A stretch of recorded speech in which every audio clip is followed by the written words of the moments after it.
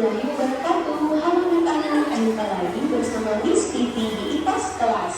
Di video kali ini, Miss akan membahas materi IPA tentang perubahan wujud benda. Apa kabar anak-anak? Semoga sehat semua. Nah, anak-anak sudah siap belajar? Pasti sudah siap semua. Yuk simak baik-baik. Perubahan wujud benda adalah salah satu bentuk terjadinya gejala perubahan pada suatu benda menjadi berbeda wujud dari sebelumnya, baik ukuran, bentuk, warna, dan aroma atau baunya yang berubah. Perlu anak-anak ketahui, perubahan wujud benda ini terjadi karena adanya peristiwa pelepasan ataupun penyerapan kalor. Nah, anak-anak, ada 6 jenis perubahan wujud benda. Yang pertama, mencair, yang kedua, membeku, yang ketiga, menyublim, yang keempat, mengkristal, yang kelima, menguap, dan yang terakhir adalah mengembun. Selanjutnya, Miss akan menjelaskan satu persatu beserta contohnya. Mencair merupakan perubahan wujud benda padat menjadi cair akibat suhu yang panas.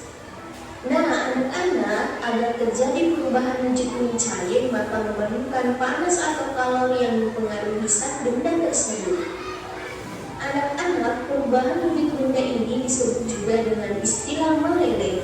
Contohnya, mentega yang dipanaskan, es batu yang dibiarkan mencair. Anak-anak, contoh perubahan wujud benda padat menjadi cair yang pertama yaitu pada saat kita melelehkan coklat batam menjadi lebih kental dengan memanaskannya di kompor.